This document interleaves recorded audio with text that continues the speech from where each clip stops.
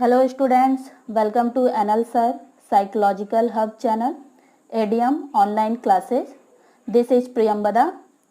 आज हम लोग KVS PRT environmental science subject में पॉपुलेशन ग्रोथ इन इंडिया अर्थात भारत में जनसंख्या वृद्धि विषय में अध्ययन करेंगे। तो चलिए स्टार्ट करते हैं। सबसे पहले यह जान लेते हैं जनसंख्या क्या है। जनसंख्या इंग्लिश में पॉपुलेशन एक निश्चित समय में प्राकृतिक, सांस्कृतिक, राजनीतिक सीमाओं द्वारा सीमांकित एक क्षेत्र के भीतर सभी मनुष्यों की समग्रता है।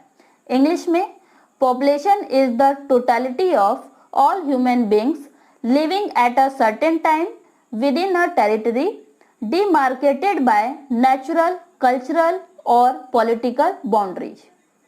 For example, भारत क्या है? एक टेरिटरी है जो प्राकृतिक, सांस्कृतिक और राजनीतिक सीमाओं द्वारा सीमांकित है और इसके भीतर एक निश्चित समय में सभी मनुष्यों की जो समग्रता होगी वो क्या होगी? भारत की पॉपुलेशन अर्थात जनसंख्या होगी।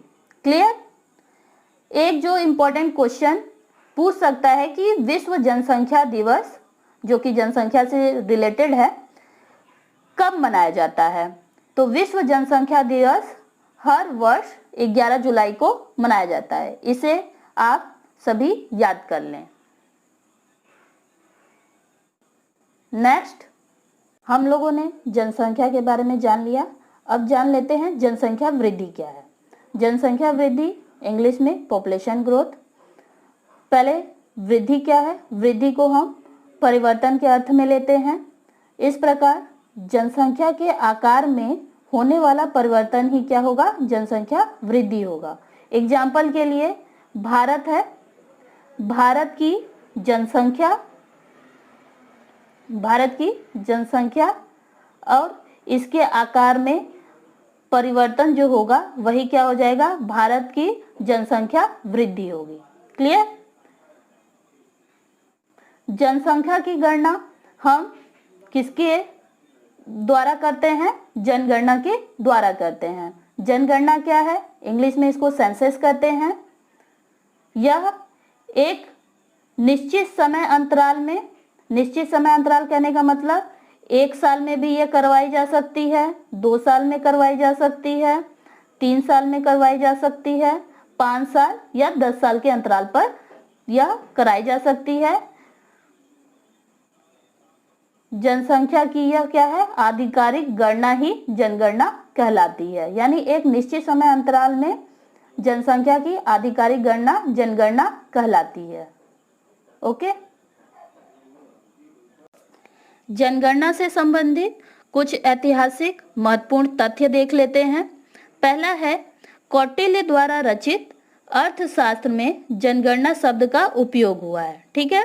किसके द्वारा रचित? कौटिल्य द्वारा रचित अर्थशास्त्र में जनगणना शब्द का उपयोग हुआ है।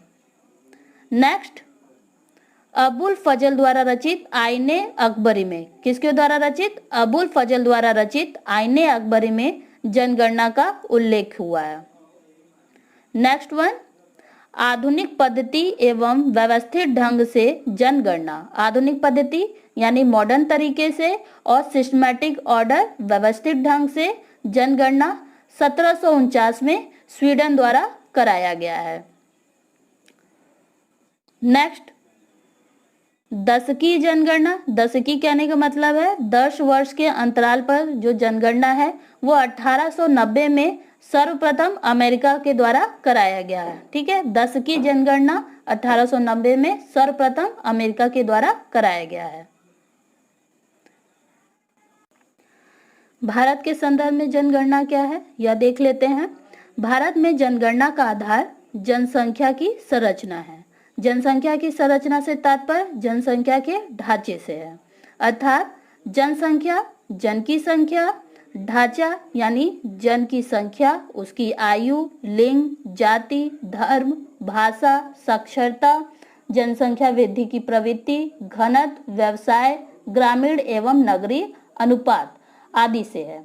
इस प्रकार हम कह सकते हैं कि भारत में जनगणना से तात्पर्य जन अर्थात लोगों एवं गणना अर्थात जन यानी लोगों की संख्या, आयु, लिंग, जाति, धर्म, भाषा, साक्षरता, जनसंख्या वृद्धि, घनत्व, व्यवसाय आदि की गणना करने से है, जो प्रत्येक 10 वर्ष के अंतराल पर होता है। यानी भारत के संदर्भ में जो सेंसस जनगणना है हमेशा 10 वर्ष के अंतराल पर होता है। एग्जाम्पल के लिए अगर भारत ने 2001 में जनगणना कराई है तो 10 वर्ष के अंतराल पर 2011 में जनगणना हुई है और फिर 10 वर्ष के अंतराल पर देखें तो 2021 में जनगणना कराई जाएगी। क्लियर? भारत के संदर्भ में जनगणना हम समझ लिए हैं। अब जनगणना भारत के संदर्भ में जनगणना से संबंधित जो ऐतिहासिक तथ्य हैं वो देख लेते हैं। पहला है ब्रिटिश भारत में, यानी जब भारत आजाद नहीं हुआ था उस समय पहली जनगणना 1872 में लॉर्ड मेयो के कार्यकाल में हुआ था।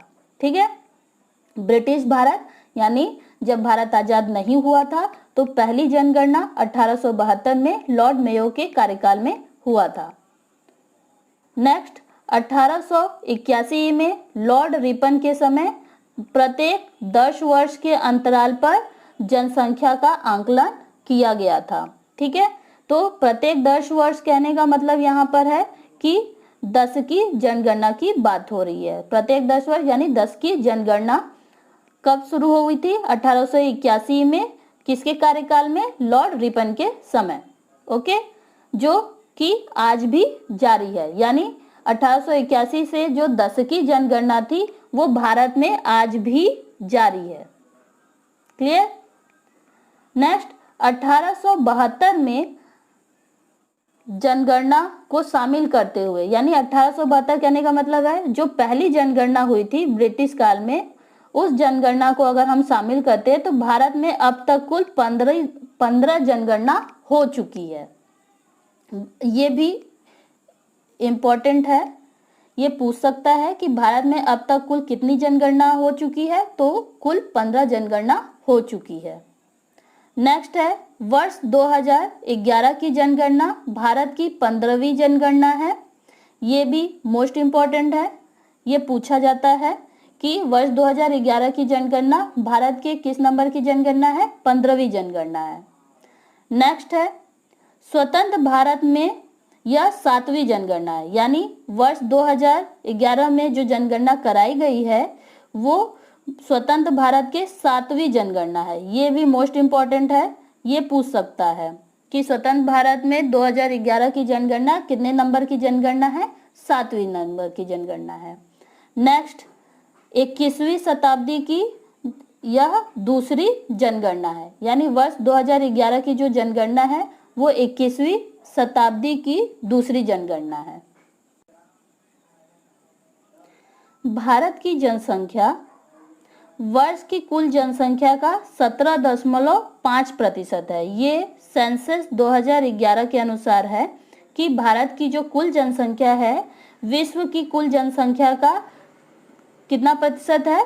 17.5% है। ये क्वेश्चन पूछा जा सकता है, इसलिए ये मोस्ट इम्पॉर्टेंट है कि भारत की जनसंख्या सेंसस 2011 के अनुसार विश्व की कुल जनसंख्या का कितना प्रतिशत है? 17.5% है।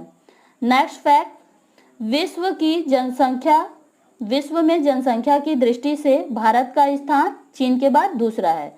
किस संदर्भ में बात हो रही है? जनसंख्या की दृष्टि से चीन पहले स्थान पे है और जनसंख्या की दृष्टि से भारत का चीन के बाद दूसरा स्थान है।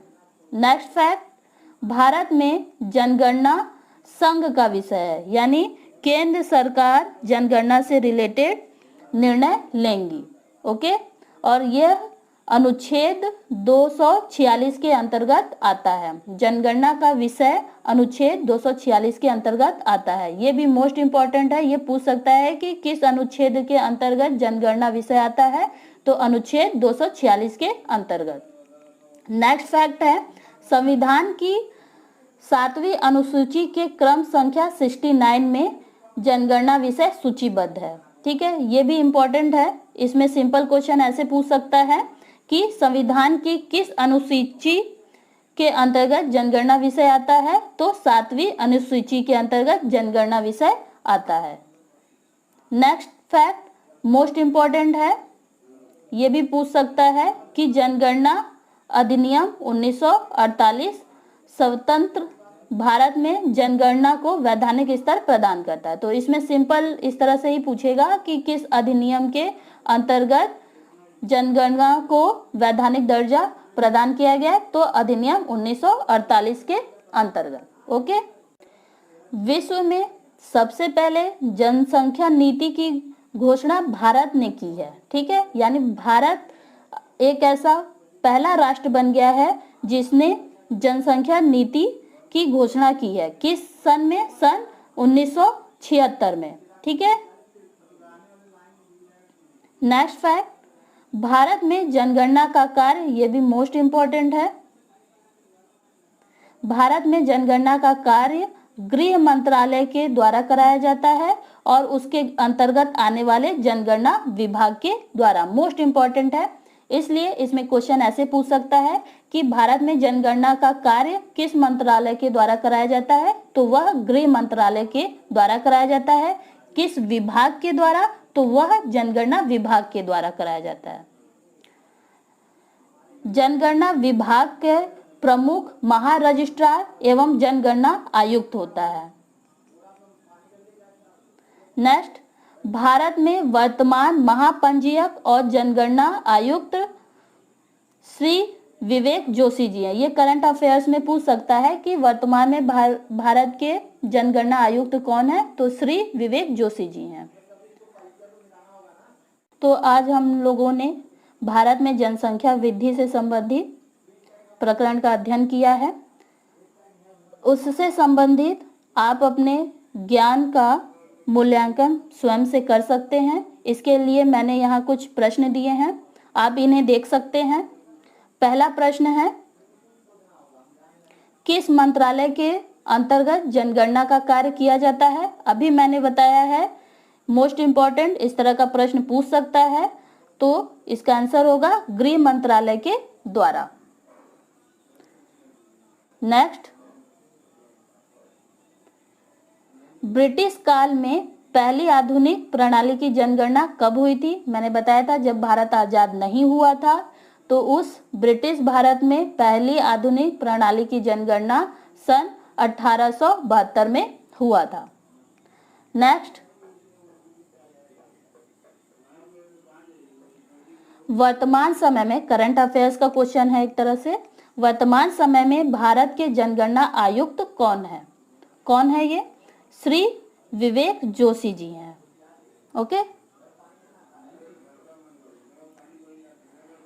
अगला प्रश्न, 2011 की जनगणना स्वतंत्रता के बाद किस नंबर की जनगणना है? ये चीज यहाँ पे ध्यान दीजिएगा कि स्वतंत्रता के बाद पूछ रहा है। ठीक है, स्वतंत्रता के पहले का नहीं बोल रहा है, ये बोल रहा है कि स्वतंत्रता के बाद 2011 की जनगणना किस नंबर की जनगणना है, तो यह 7वीं जनगणना है। लास्ट प्रश्न, किस अधिनियम के अंतर्गत जनगणना कराई जाती है? मैंने एम्फेसिस करके आपको बोला था कि मोस्ट इंपॉर्टेंट है, किस अधिनियम के अंतर्गत, तो अधिनियम 1948 के अंतर्गत जनगणना कराई जाती है। Thank you for watching this video. Please like, subscribe and share the channel.